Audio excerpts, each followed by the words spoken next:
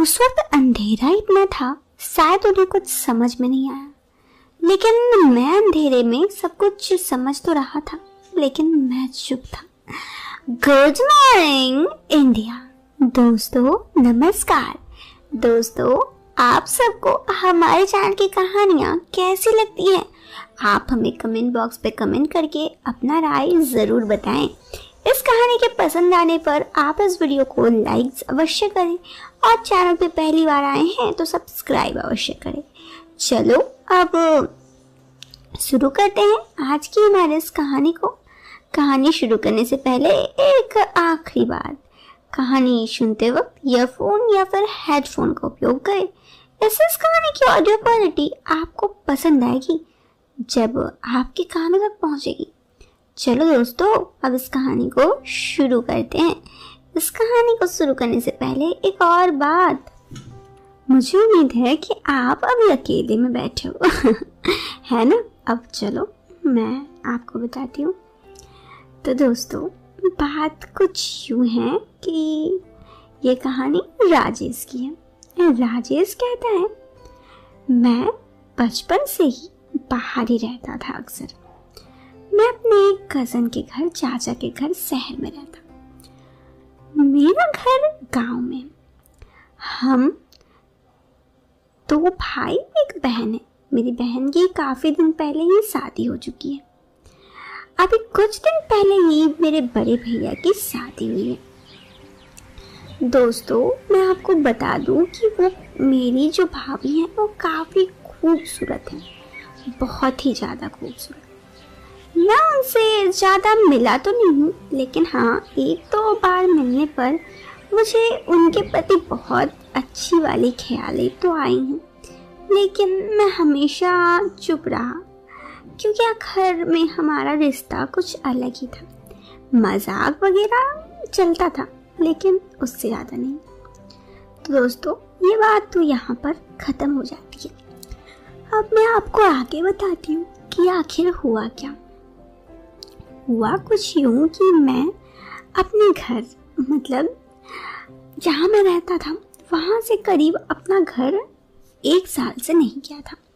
मेरे घर वाले मुझे बुलाते रहते, लेकिन यहाँ पे मैं चाचा के घर पे रहता, तो यहाँ पे जो चाची थी, चाचा थे, मेरा काफ़ी ख्याल रखते, घर वाला ही फीलिंग आता। खैर सिर्फ इसी वजह से मुझे घर जाने में उतना याद नहीं आता। लेकिन अगर सच कहूँ तो आखिर अपना घर तो अपना ही घर होता है, इसीलिए मुझे जाना ही पड़ा। मैं बहुत दिन से सोच रहा था, और इस बार जब मुझे कॉलेज की छुट्टी मिली तो मैं घर चला गया। मैं बहुत ही ज़्यादा खुश था घर जाकर। मेरे घर वाले मम्मी पापा भी बहुत खुश थे। उन्होंने कहा, खैर तुम्हें घर की याद तो आई, दूर आई दुरुस्त आई।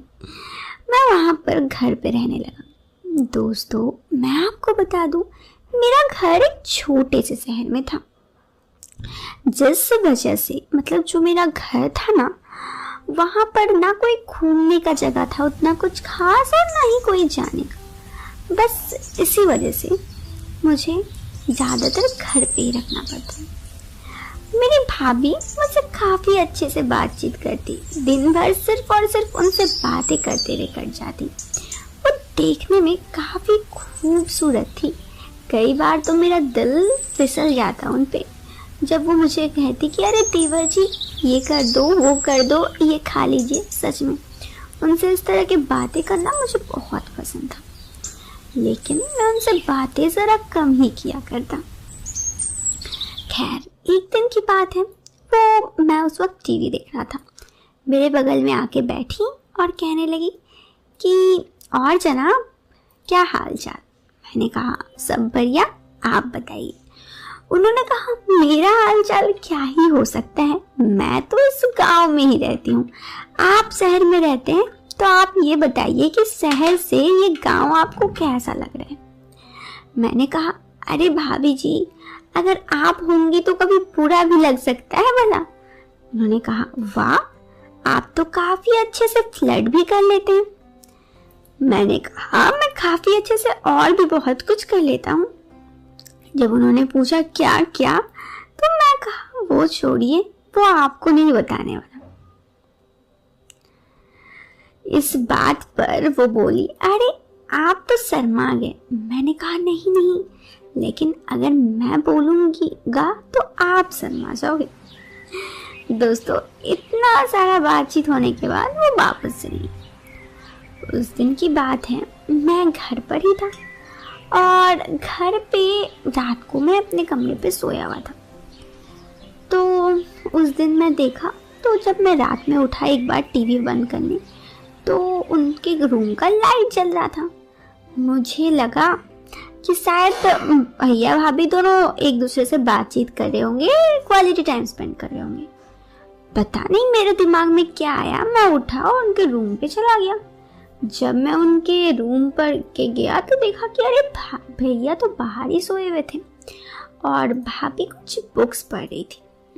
मैं वापस से रूम पे आया और जाकर सो गया। दूसरे दिन की बात है, जब मैं दूसरे दिन उठा तो भी भैया टीवी देखते देखते सो गए थे। मैं गया तो मैंने देखा कि उस दिन भाभी के रूम का लाइट ऑफ था। तो मुझे लगा शायद वो सो गई हैं। पता नहीं मुझे दिमाग में क्या आया, मैं जाकर उनके रूम पे चला गया। उनके रूम में जाने के बाद मैं उनके बगल में जाकर लेट गया। दोस्तों कुछ देर बाद उन्होंने कहा कि क्या बात है, आप इतने लेट से आए। रूम अंधेरा था और उन्हें लग रहा था कि शायद उनके पति हैं, मतलब भैया। मैं कुछ नहीं बोला। उन्होंने कहा आपको मेरी याद नहीं आती है, दिन भर आप बाहर रहते हो और जब घर आओ तो आप बिजी रहते हो। इस पर मैं कुछ नहीं बोला। वो इधर मुंह करके बात करने लगी, लेकिन मैं चुपचाप सोया था और उन्हें लग रहा था कि उनके पति हैं। वो कुछ भी कर रही थी और मैं चुप था। धीरे धीरे जब बात बढ़ी तो मैं कुछ भी नहीं बोला। उसके बाद सुबह में जब वो उठी और जब भैया को बाहर देखी तो वो पूरा चौंक गई। उस वक्त तो भैया को कुछ नहीं बोली और भैया के जाने के बाद मैंने देखा कि वो डाइनिंग टेबल के पास बैठ के रो रही हैं। मैंने उनके पास गया तो उन्होंने मुझे कहा, तुमने ऐसा क्यों किया मेरे साथ? तुम्हें पता भी है ये रिश्ता कितना गलत है, तुम सोच भी नहीं सकते हो, तुमने ऐसा मेरे साथ क्यों किया?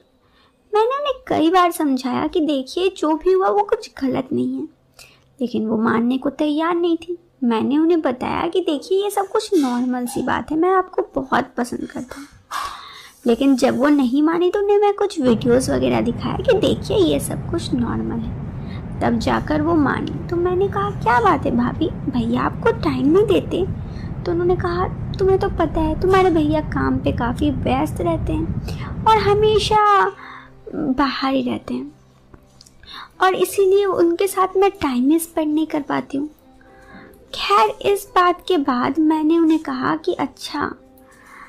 फिर धीरे धीरे हम दोनों की थोड़ी बहुत बातचीत हुई और बातचीत में हम दोनों एक दूसरे के क्लोज आ गए। दोस्तों उन दोनों जितना दिन मैं शहर से गांव पे रहा, भाभी के साथ मैंने बहुत ही अच्छा टाइम स्पेंड किया और बहुत ही ज़्यादा खुश भी रहा। खैर उसके 2-3 महीने बाद मैं वापस शहर आ गया, लेकिन जब भी वापस गांव जाता हूँ तो भाभी के साथ जाकर बहुत टाइम स्पेंड करता हूँ और बहुत मस्ती करता हूँ। भाभी मुझसे कई बार कॉल करके बुलाती रहती हैं कि आओ आओ, मुझे बिल्कुल अच्छा नहीं लग रहा है। तो दोस्तों ये थी राजेश की कहानी। उम्मीद है आपको पसंद आएगी होगी।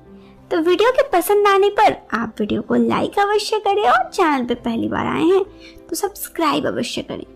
मिलते हैं फिर एक नए वीडियो में एक नए और इंटरेस्टिंग टॉपिक के साथ। Till then bye bye, take care.